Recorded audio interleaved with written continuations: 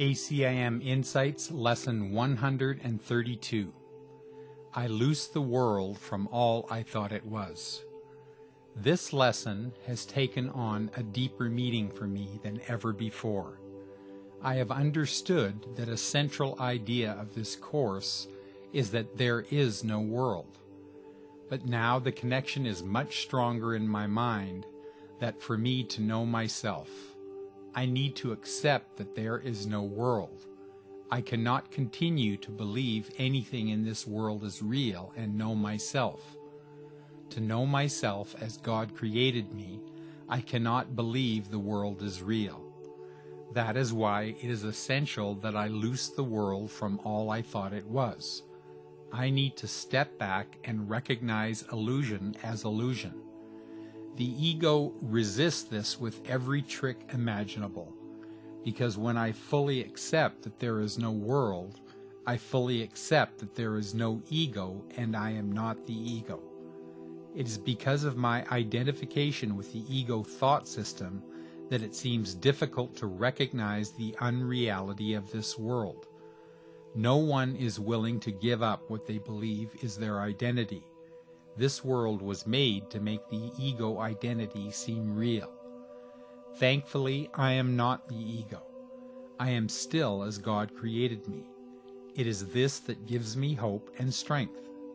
It is this fact that assures me that I will return home to the hearth of my Creator, no matter how much I may wander in dreams. It is clear now that recognizing myself and seeing this world as real are mutually exclusive. I can experience one or the other, but never both. The first is reality, the second, the world, is unreality, only a dream. Only my belief in the dream, in the idea of separation, makes it seem real, but I would loose the world from all I thought it was. As I do this lesson, I look out of my window and see the beautiful secluded lake in the middle of the forest. There are no other signs of civilization visible. I find it peaceful to look upon, yet I remind myself that this is not real. There is no world. Though the trees and water appeal real to my body's senses, throughout the day I practice reminding myself there is no world. What my body's eyes show me is not real, nor is the body. I continue to go through my day doing the things that I am directed to do. As I remind myself there is no world, I find it brings me peace. I am less attached to specific outcomes. I am less prone to judge. The purpose given for my doing is more often for the purpose of healing my mind and sharing the healing, and less to maintain an image of any kind. While I may feel like I may be a long way from fully accepting the unreality of this world, its non-existence, I am aware that as I move in that direction, I walk with a lighter step, with more joy in my heart and more love to offer the world. This is my goal, and I will continue to practice. This lesson reminds me of the power of my beliefs.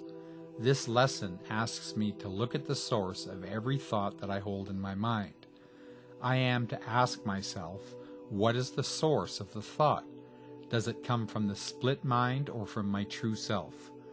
As I learn to question every thought that I hold, I go through the process of letting go of belief in the world. Belief in the world comes from the ego mind. Its foundation lies in the belief in separation.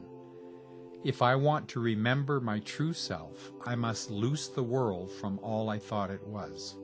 I must go through the daily process of undoing or letting go of all the false ideas that come from the ego's split mind. The strength of God is in me. The strength of God will help me let go of all of these false imaginings. God is my source. Vision is His gift. It is my willingness to open to Christ's vision that brings it into my awareness. Right now, what helps my willingness is to maintain my consistency in working with the Course day by day. The central thought the Course attempts to teach is there is no world. As I continue being consistent and sticking to my daily study and practice, my willingness to open to the truth gradually expands more and more each day. The ego thoughts many times tell me that there are more important things to do.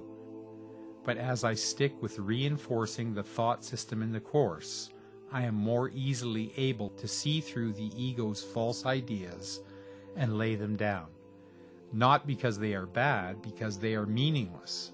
As I continue to go to the Holy Spirit with every fear, with every problem or concern, I am finding that the Holy Spirit is always there, eager to return my mind to the truth that I am still as God created me.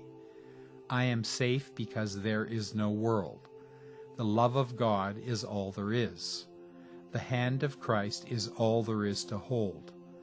All is still safe in the mind of God. God's peace and joy and love are mine to receive and extend.